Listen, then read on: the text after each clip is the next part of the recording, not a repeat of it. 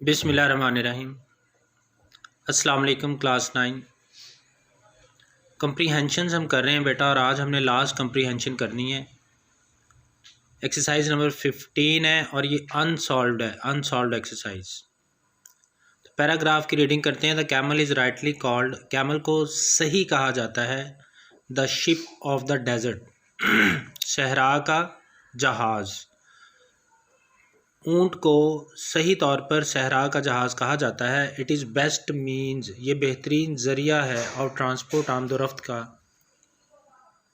In desert, सहराओं में।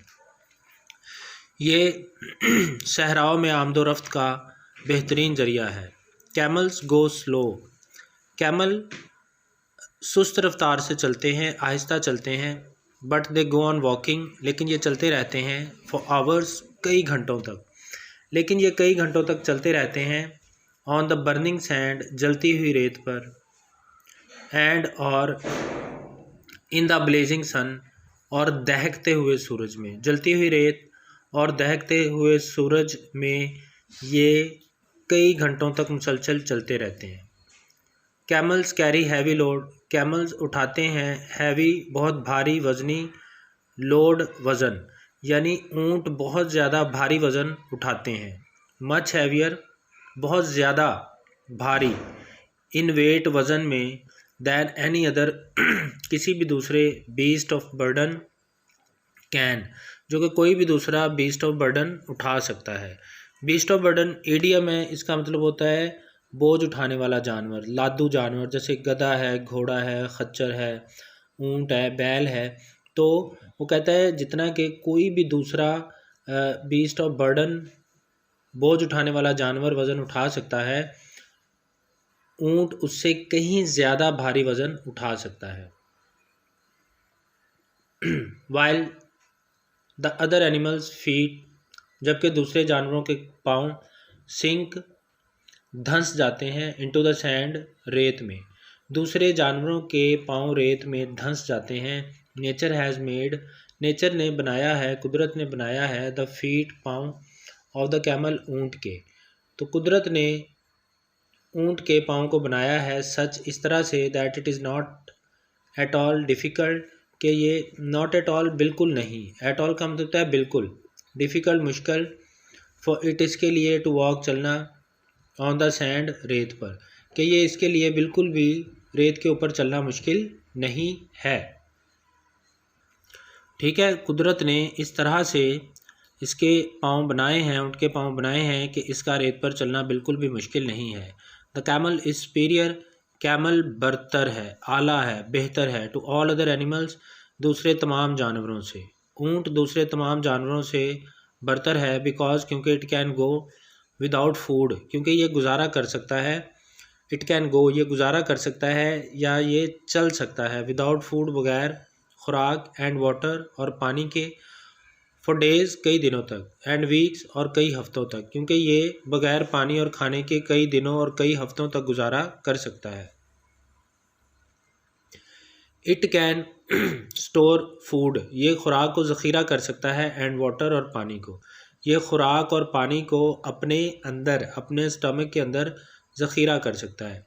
It's हम, इसकी कोहान, आपने देखा है कि जो ऊँट है उसकी कमर के ऊपर एक उभरा हुआ हिस्सा होता है, उभरी हुई जगह, कोहान इसे उर्दू में कहते हैं और इंग्लिश में इसको हम्प बोलते हैं। It's hump is also a store of food, इसकी जो कोहान है वो भी खुराक का ज़ख़ीरा है। विच द कैमल यूजेस, जो कैमल इस्तेमाल करता है। When it gets nothing to eat and drink, जब इसके पास खाने और पीने के लिए कुछ नहीं होता। फॉर मैनी डेज़, कई रोज़ तक, जब कई दिनों तक इसके पास खाने और पीने के लिए कुछ नहीं होता। इन डेजर्ट, सहराओं में, ओनली बुशेस ग्रो, सिर्फ बुशेस उगती हैं, झाड़ियाँ उगती हैं। सहराओं में सिर्फ झाड़ियाँ उगती हैं। हेयर एंड देयर, इधर उधर, सहराओं में इधर उधर सिर्फ झाड़ियाँ उगती हैं। And the camel can live on these, और कैमल इन पर गुजारा कर सकता है, और कैमल इन पर गुजारा कर सकता है। ये हमने पैराग्राफ की रीडिंग की है। अब हम इसके क्वेश्चन आंसर पढ़ेंगे। तो पहला क्वेश्चन है, why is camel called, camel क्यों कहलाता है द शिप ऑफ डेजर्ट, सहरा का जहाज़। The camel is called, camel कहलाता है द शिप ऑफ डेजर्ट, सहरा का जहाज़, बिकॉज, क्योंकि, it is the best means of transport, क्योंकि ये ट्रांसपोर्ट का आमदोरफ्त का बेहतरीन ज़रिया है इन डेजर्ट सहरा में। क्वेश्चन नंबर 2 है, is it for its speed, क्या ये इसकी रफ्तार है, that it is called the ship of desert, के इसको सहरा का जहाज़ कहा जाता है। क्या इसको इसकी रफ्तार की वजह से सहरा का जहाज़ कहा जाता है? नो, नहीं। It is not called the ship of desert for its speed, नहीं, ये रफ्तार की वजह से सहरा का जहाज़ नहीं कहलाता।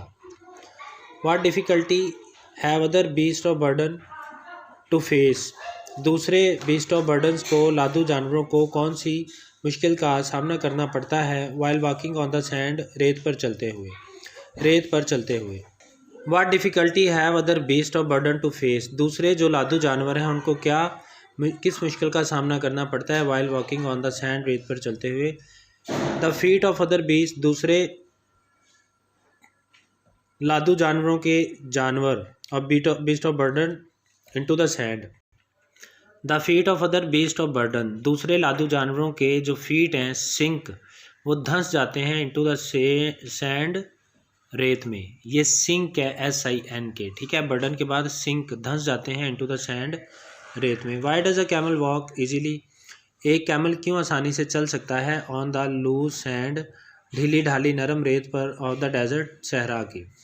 नेचर हैज़ मेड, कुदरत ने बनाया है, the feet of the camel, एक कैमल के पाँव को, विद द फुट पैड का मतलब होता है फ्लैट फीट, चपटे पाँव बनाए हैं। That it is not difficult for it, इसलिए इसके लिए ये मुश्किल नहीं है, टू वॉक ऑन सैंड, रेत पर चलना।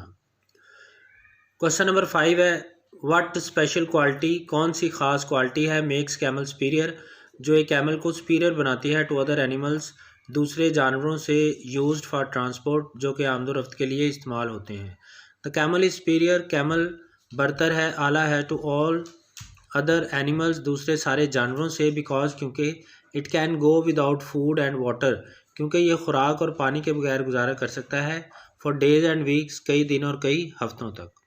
How does the camel go without food and water, किस तरह से कैमल गुजारा करता है खुराक और पानी के बगैर, फॉर डेज एंड वीक्स, कई दिन और हफ्ते।